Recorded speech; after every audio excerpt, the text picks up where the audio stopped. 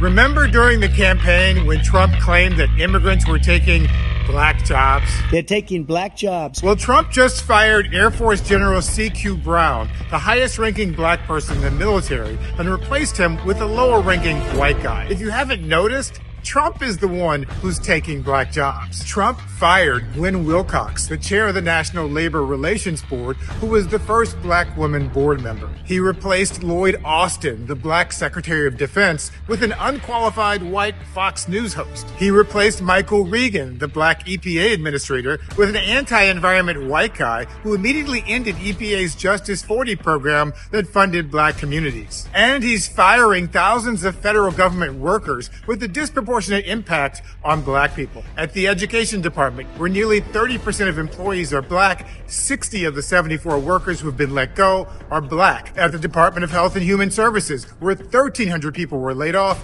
20% of the staff was black. At the Veterans Affairs Department, which lost 1,000 employees, 24% of the staff was black. Trump officials aren't even hiding their racist motives.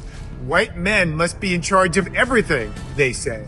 Ever since Truman desegregated the armed forces in 1948 and Kennedy and Johnson banned racial discrimination in the federal workforce in the 1960s, the military and federal government were the few places where black people could get a good job in an era of racial discrimination. My father served in the military, and my mom and grandmother both worked for the federal government for decades, which allowed my family to move into the middle class when I was a child. That's why black people make up 13.7% of the U.S. population, but account for nearly 19% of federal workers. And that's why Washington, D.C., which used to be called Chocolate City before gentrification, once had the highest median income for black people of any city in the country. But last month, Trump rescinded the anti-discrimination rules that have been in place since the 1960s, so he could fire black people at will.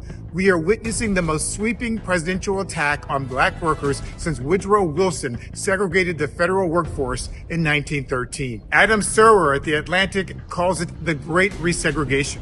The reason why Trump is attacking the federal workforce is precisely because it is often more meritocratic and therefore more integrated than the private sector, says Serwer. To get a job in the federal civil service, you have to meet the posted qualifications. But in the private sector, especially in building trades, a lot of people get jobs through their social networks, according to political scientist Ashley Jardino. Trump purposely misuses DEI as a synonym for unqualified black people, but he hires the most unqualified white people to run the Pentagon. I don't think I've washed my hands for 10 years. Transportation, education, and HHS. And he allowed unqualified teenage boys to rummage through your personal information in government databases. But for young black people who are developing skills to enter the workforce, the Trump administration just halted a federal scholarship program for HBCU students. All this has happened since January, yet the East Room black people are still grinning and spinning for the white man in chief in the White House. Happy Black History Month.